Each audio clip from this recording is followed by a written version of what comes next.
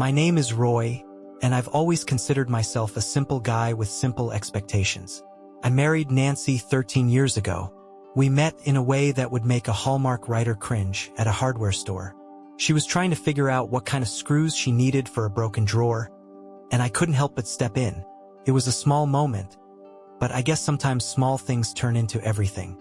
Nancy was sharp, funny, and had this way of making everyone in the room feel like they mattered. It didn't hurt that she had a smile that could melt the polar ice caps. She worked in marketing and I was in IT, so we balanced each other out. She was the outgoing one while I was more reserved. Over the years, we settled into what I thought was a good rhythm. 2 kids, a mortgage, and the occasional vacation when money allowed. Lately, though, things had felt off. Nancy had started going out more with her friends. I wasn't the kind of guy to get jealous, at least I didn't think I was. But it seemed like her girls' nights were happening more often. At first, I chalked it up to her needing a break. Our youngest, Owen, had just started kindergarten, and I figured she was relishing a bit of freedom. Just whine and gossip with the girls, she'd say with a laugh, slipping on those heels she rarely wore anymore. I'd smile and tell her to have fun, even though a tiny part of me felt left out. Still, I trusted her. Nancy had never given me a reason not to. Until now. It all started one Thursday night. Nancy was getting ready for another outing, curling her hair in the bathroom. I leaned against the doorway, watching her with that mix of admiration and unease that had become familiar in recent weeks. "Who's going tonight?" I asked casually, trying to sound more interested than suspicious. "Same crew. Lisa, Bonnie, and Marcy." She didn't look at me as she spoke, focusing instead on lining her lips. Lisa and Bonnie I knew, but Marcy? That was a new name. "Oh, Marcy? I don't think I've heard about her before. She's new at work. We've been hitting it off lately," Nancy replied with a shrug. "She's a hoot, Roy. You'd like her." I nodded, though something about her tone didn't sit right. But who was I to question her friendships? That night, after Nancy left, I settled on the couch with a beer and the remote, trying to shake the nagging feeling in my chest. The kids were asleep, the house was quiet, but my mind wasn't. Around 10:30, I sent her a quick text. "Hope you're having fun. Love you." No response. By midnight, I was pacing the living room, trying not to let my imagination get the better of me. When she finally came home at 1:15 a.m., I felt a mix of relief and annoyance. "Late one tonight, huh?" I said, trying to keep my tone light. "Sorry, we lost track of time," she said breezily, kicking off her heels. She looked happy, flushed even, like she'd had the best time of her life. The next few weeks followed the same pattern. Nancy's nights out grew more frequent, and her explanations grew vaguer. I started to feel like I was living with a stranger. It wasn't just the nights out. It was the way she looked at her phone, smiling at messages she wouldn't share. It was the way she'd drift off during our conversations, like she was somewhere else entirely. I knew I couldn't let this stew. One Saturday morning, after the kids ran off to play in the backyard, I decided to bring it up. "Hey, Nance," I began, trying to sound casual. "Can we talk for a sec?" She looked up from her coffee, a hint of wariness in her eyes. "What's up?" "It's about these nights out. I mean, I'm glad you're having fun, but it feels like you're different lately. Distracted." Her brows furrowed. "Distracted? Roy, come on. I'm just enjoying some time with my friends. You make it sound like I'm doing something wrong." "I didn't say that," I replied quickly, though the thought had crossed my mind more than once. "It's just, you've been distant. I miss you, Nancy." For a moment, her face softened, and I thought we might have an honest conversation. But then she sighed and shook her head. "You're overthinking this." "I'm fine, Roy. We're fine." She kissed my cheek and walked off, leaving me feeling more unsettled than before. The breaking point came the following week. Nancy had another girls' night planned, and for some reason, this one felt different. She spent more time getting ready, fussing over her outfit and spraying perfume I hadn't seen her use in years. "You sure you're not going to a gala or something?" I joked, half serious. She laughed, but it sounded forced. "Very funny. Don't wait up, okay?" After she left, I sat in the darkened living room, replaying every odd moment of the past few months in my head. The laughter, the late nights, the mysterious Marcy. I couldn't shake the feeling that I was missing something big. I wasn't proud of what I did next, but desperation makes you do things you'd never imagine. I pulled up the phone app on my laptop and checked our shared account. Nancy's location was turned off, something she'd never done before. My stomach twisted as I stared at the blank screen, my mind racing with possibilities. I couldn't let this go on. Whatever Nancy was hiding, I needed to know, and I was about to find out. The next morning, I woke up feeling like a man on a mission. Nancy was still asleep, her hair tangled and her makeup faintly smudged. A sign of another late night. I couldn't confront her outright, not yet. I didn't have any proof, and without it, I'd look like a paranoid husband. So I decided to dig. Started small. When she left her phone on the kitchen counter to grab a shower, I glanced at it. My heart pounded so loud I thought it might wake the kids. Her notifications were quiet, but I noticed she had a message from someone saved as M. I almost unlocked it. Almost. But I didn't. Not then. Instead, I went through our bank statements when I had a moment alone later that afternoon. Nancy and I shared most accounts, so it was easy to track her recent spending. Dinner receipts at fancy restaurants I'd never heard of, charges at bars that didn't fit her usual girls' night hangouts, even a boutique hotel downtown. Things that didn't add up for her supposed casual evenings with friends. That evening, I decided to play it cool. Nancy was in the kitchen, chopping vegetables for dinner while humming to herself. She looked so normal, so comfortable, that I almost felt ridiculous. But I couldn't shake the gut feeling. So, I began, pouring myself a glass of water. "How was last night?" "It was fine," she said lightly, not looking up from her cutting board. "Where'd you guys go?"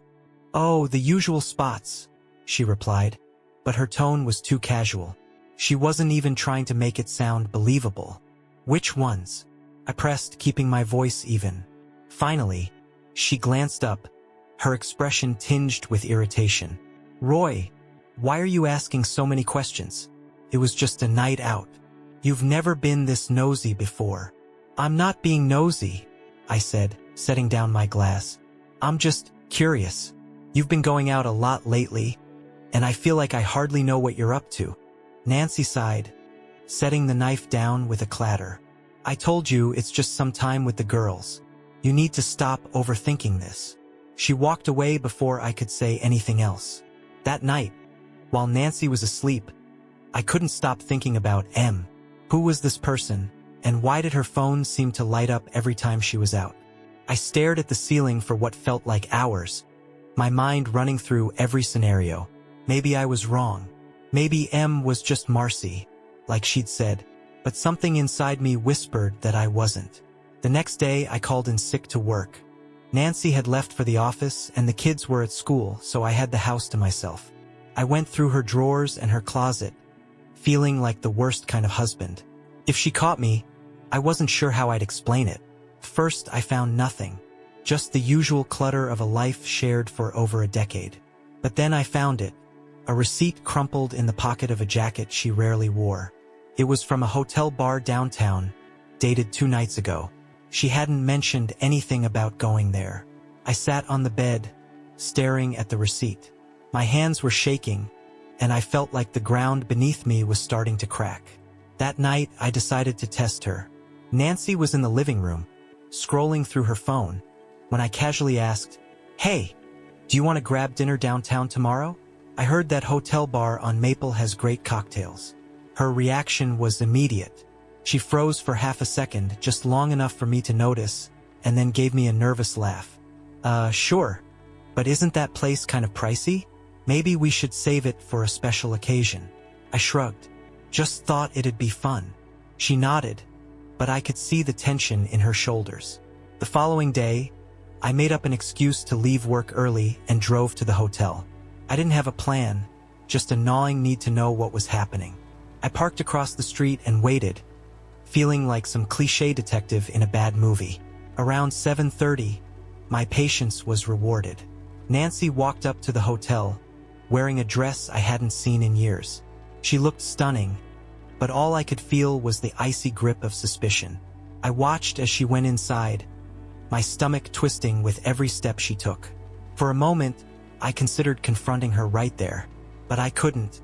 Not yet. Instead, I waited. 30 minutes later, she came back out, this time with a man. He was tall, with sandy brown hair and a smug smile that made my blood boil. Nancy was laughing at something he said, her hand brushing his arm as they walked to his car. They didn't look like co-workers, and they certainly didn't look like friends.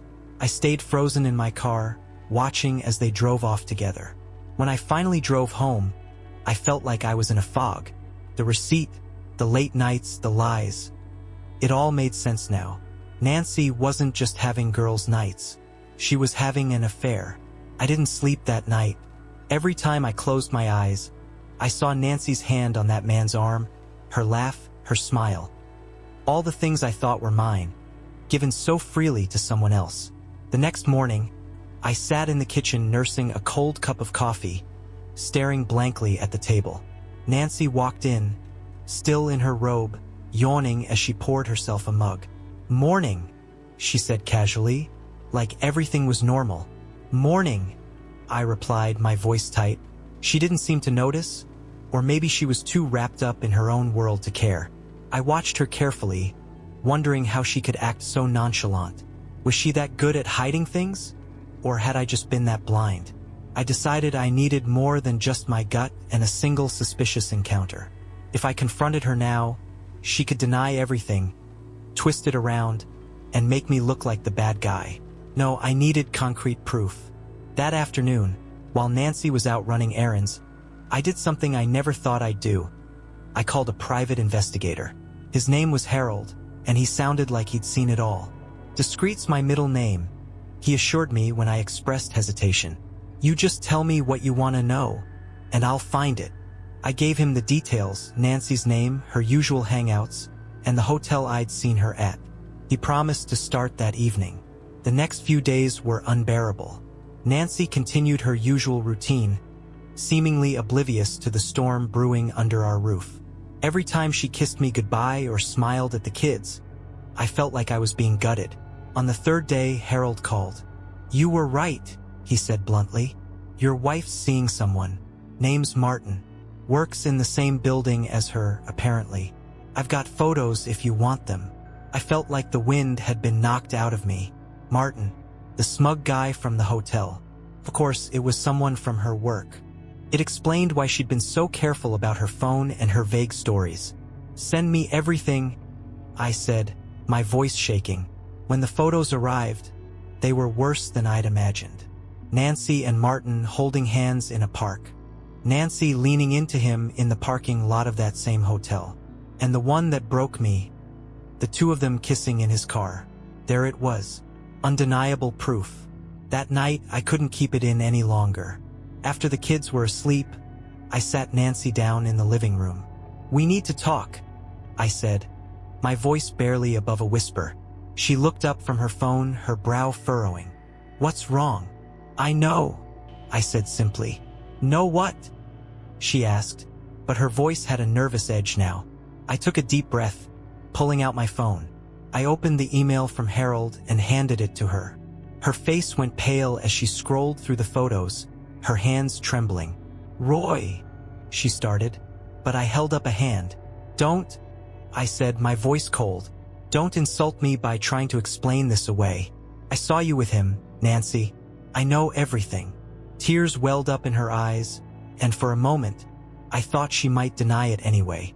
But then she broke down, burying her face in her hands. "I didn't mean for this to happen," she sobbed. We just connected. And I don't know what I was thinking." Her words felt like knives. I wanted to yell, to demand answers, but I couldn't. All I could do was sit there, numb, as she spilled her excuses. "It was only a few times," she said, as if that made it any better. "I never stopped loving you, Roy. I was stupid, okay? Stupid doesn't cover it," I said, my voice cracking. "You betrayed me, Nancy. You betrayed our family." She reached out to me, but I pulled away, standing up. "I need some time to think," I said. "You should too." And with that, I walked out, leaving her alone with her guilt. I didn't go far that night, just drove aimlessly through the quiet streets of our small town, replaying everything in my head like a broken record. Nancy's tears, her excuses, her betrayal. It all swirled together into a storm I couldn't escape. Eventually, I parked in the lot of a 24-hour diner. The smell of burnt coffee and grease hit me as I walked inside, but it was comforting in a strange way. I ordered a black coffee and sat in the corner booth, staring at the chipped formica table as the hours ticked by. By the time I returned home, the sun was creeping over the horizon. The house was silent, except for the faint hum of the refrigerator. Nancy was asleep on the couch, a blanket half draped over her. Her face was pale, and even in sleep, she looked haunted. Part of me wanted to wake her, to demand answers I hadn't gotten the night before. But I couldn't. Not yet. Instead, I went upstairs, closed the bedroom door, and lay down fully clothed, staring at the ceiling until exhaustion finally pulled me under. The next few days were a blur of awkward silences and tiptoeing around each other. Nancy tried to act normal for the kids, but her eyes were puffy, and her smile didn't reach her eyes. I avoided her as much as I could, spending long hours at work or in the garage, pretending to tinker with tools I didn't need to fix. But the tension was unbearable. I couldn't keep living in this limbo, and I knew we needed to have the talk. The real talk. It was a Thursday night when I finally sat her down again. The kids were at a neighbor's house for a sleepover, giving us the privacy we needed. "Nancy," I began, my voice steady but cold, "I need you to tell me everything. No lies, no half-truths. I deserve that much." She nodded, her hands twisting in her lap. "Okay," she said softly. And so, she told me. Started about 6 months ago. Martin was a new hire at her company, charming and attentive in a way she hadn't felt in years. At first, it was just casual conversations over coffee or during lunch breaks. But then he started complimenting her in ways that felt more than friendly. Noticed things like her perfume, the way her hair caught the sunlight. "I didn't mean for it to go further," she said, her voice trembling. "I swear, Roy, I didn't. But he made me feel special. Special." The word cut deeper than I expected. Had I failed to make her feel that way? "Did you love him?" I asked, my voice barely above a whisper. "No," she said quickly, shaking her head. "It wasn't about that. It was an escape. From the monotony, the stress, everything. But I never loved him." Her words didn't offer the comfort she thought they might. I pressed further. How often had they met? Where?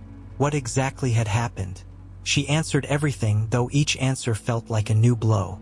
They'd been meeting once or twice a week, sometimes at that hotel, other times at his apartment. It wasn't just physical. There were dinners, conversations, shared secrets. "I ended it before you found out," she said, desperation in her voice. "I swear, Roy, it's over. I realized how wrong it was, how much I was risking. And you expect me to believe that?" I asked bitterly. "You lied to me for months, Nancy. How am I supposed to trust anything you say now?" She didn't have an answer. The days that followed were some of the hardest of my life.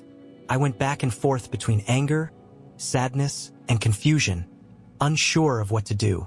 Nancy tried her best to make amends, offering to go to counseling, giving me space, promising she'd do whatever it took to rebuild our marriage. But could it be rebuilt? That was the question that haunted me. I couldn't help but wonder if I'd missed the signs earlier, if I'd been too complacent in our marriage. Had I taken her for granted? Or was this entirely on her? One evening, as I was putting Owen to bed, he looked up at me with his big, innocent eyes and asked, "Daddy, are you mad at Mommy? You don't smile at her anymore." His words hit me like a freight train. I realized that whatever happened between Nancy and me, it wasn't just about us. We had a family, a life we'd built together, and I couldn't let my anger destroy that. But forgiving her? That was another matter entirely. The days stretched into weeks, and while the surface of our lives remained intact, work, school runs, dinner at the table, The undercurrent of tension never left. Nancy was trying, I'll give her that. She made it her mission to be present in ways she hadn't been before. She was home every evening, turned her phone off after work, and even suggested date nights, though I couldn't stomach the idea of pretending everything was normal. One night, after the kids were asleep, she sat down beside me on the couch. "Roy," she began softly, "I know I can't undo what I've done, but I need you to tell me. What can I do to fix this? I'm willing to do anything." I stared at her, the woman I'd shared over a decade of my life with, and I didn't have an answer. Fixing this wasn't as simple as a checklist. Trust isn't something you can glue back together overnight.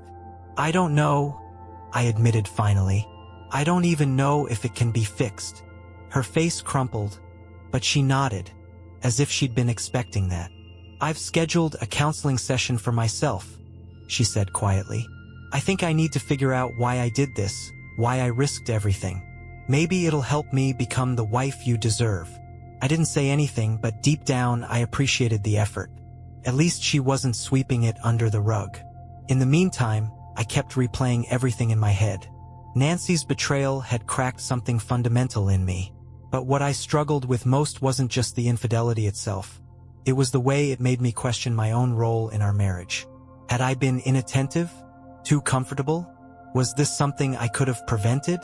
The rational part of me knew that her choices were her own, but the self-doubt lingered like a shadow. Then there was Martin. I couldn't stop thinking about him. The smug look on his face that night outside the hotel, the way he'd inserted himself into my life without a second thought. I wanted answers from him, too. One Friday, when I knew Nancy would be at work, I drove to her office building. It wasn't hard to spot him in the parking lot, leaning against his car with a coffee in hand. I parked a few spaces away and walked up to him. "Martin?" I asked, my voice steady. He looked up, surprised but not alarmed. "Yeah? Can I help you?" "You already have," I said, my jaw tight. "I'm Roy, Nancy's husband." His face paled, and he set the coffee down, shifting uncomfortably. "Look, man, Save it," I interrupted. "I don't want an apology. I just want to know why. What made you think it was okay to go after a married woman?" He sighed, running a hand through his hair. "I didn't go after her, okay? It wasn't like that. It just happened. We clicked, and before I knew it, things got out of hand." "Out of hand," I repeated, my voice rising. "You call months of sneaking around and lying to my face out of hand? You destroyed my family because you clicked?" Martin looked genuinely uncomfortable now, but I didn't care. I wanted him to feel every ounce of the anger and betrayal that had been eating me alive. "I ended it," he said finally. "I told her it couldn't go on, that it wasn't right. I don't know what else to say." I stared at him, my fists clenched at my sides, before turning away. He wasn't worth it. That encounter didn't bring me the closure I thought it would. If anything, it left me angrier, more confused. But it also solidified something for me. This wasn't just about Martin or Nancy. It was about me deciding what kind of man I wanted to be moving forward. A few nights later, Nancy and I sat down together after the kids were asleep. I could see the anxiety in her eyes, the fear of what I might say. "I've been thinking," I began, my voice calm but firm, "about us, about what happens next." She nodded, holding her breath.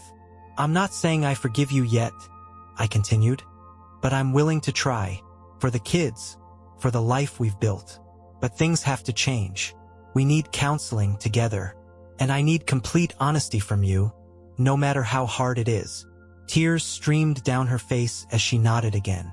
"I'll do whatever it takes, Roy. I swear." It wasn't an instant fix. Trust takes time to rebuild, and some days I wasn't sure if it ever fully would. But for the first time in months, I felt like there was a sliver of hope. Maybe, just maybe, we could find a way to piece our lives back together. But one thing was certain: things would never be the same again. The first counseling session was a disaster. Nancy was nervous, fidgeting in her seat while the therapist, a middle-aged woman named Dr. Ellis, asked us to share what we hoped to achieve. I wanted honesty, clarity, and some semblance of peace. Nancy, on the other hand, stumbled through vague statements about rebuilding trust and being a better partner. When Dr. Ellis asked Nancy why she thought she had strayed, her response nearly made me walk out. "I guess I just felt unseen," she said, her voice trembling.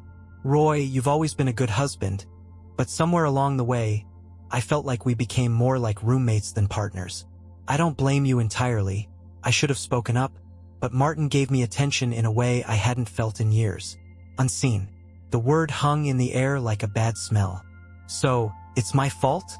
I asked, my voice sharper than I intended. "No, Roy, that's not what I mean. But that's what you said, isn't it?" I interrupted, turning to Dr. Ellis. "Am I supposed to just accept that my wife cheated because she felt unseen? That's not an excuse. It's an insult." Nancy's eyes filled with tears, and Dr. Ellis stepped in, urging us to take a deep breath and refocus. But I was too angry to care. The ride home was silent, tension filling the car like a thick fog. Nancy finally broke the silence when we pulled into the driveway. "I'm sorry if what I said hurt you," she said softly, not meeting my eyes. "You don't get to be sorry," I replied, slamming the door behind me. Over the next few weeks, counseling became a regular thing, though I was skeptical it would help. Nancy opened up more about her feelings of neglect and monotony, while I struggled to process the idea that my perceived stability had been her prison. The resentment bubbled under the surface, threatening to spill over at any moment. Every time Nancy smiled at me or reached for my hand, I felt a pang of bitterness. How could she expect me to move past this when I couldn't even look at her without seeing him? One evening, I found myself scrolling through old photos on my phone, pictures of us from before the cracks started showing. Family vacations, holidays, lazy Sunday mornings. We looked happy, carefree. But were we, or had I been blind to the truth all along? I wanted to believe those moments were real, that the life we built wasn't just a lie. But doubt crept in like an unwelcome guest, refusing to leave. The turning point came one night after another counseling session. Nancy and I were sitting in the living room, the kids asleep upstairs. She looked exhausted, her face drawn and pale. "Roy," she said quietly, breaking the silence. "I know you're still angry, and you have every right to be, but I need you to know, I'm not giving up on us." Her voice cracked, and for the first time, I saw just how much this was breaking her. "2. I love you," she continued, tears streaming down her face. "I know I've messed up in ways I can't undo, but I'm willing to spend the rest of my life trying to make it right. If you'll let me." I didn't respond right away. The words hung in the air, heavy with meaning. "I don't know if I can ever forgive you completely," I said finally, my voice raw. "But I'm willing to try. For the kids. For us. For what we used to have." Nancy nodded, her tears falling freely now. "That's all I ask." Rebuilding wasn't easy. Trust didn't come back overnight, and there were moments when I wondered if it ever would. Nancy stayed true to her promise, though no more secrets, no more lies.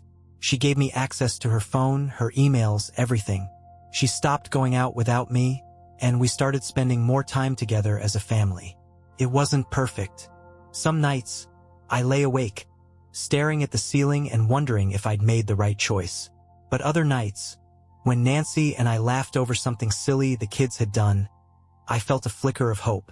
One day, while cleaning out the garage, I found an old box of letters Nancy and I had exchanged early in our relationship. Reading them was like stepping into a time machine, back to when everything felt simpler, purer. In one letter, Nancy had written, "No matter what happens, I want us to always fight for each other. Life won't be easy, but I believe we're strong enough to make it through anything." I closed the letter, my throat tight. Maybe we weren't the same people we'd been back then. Maybe we'd both made mistakes. But if there was one thing I knew, it was that we were still standing. And for now, that was enough.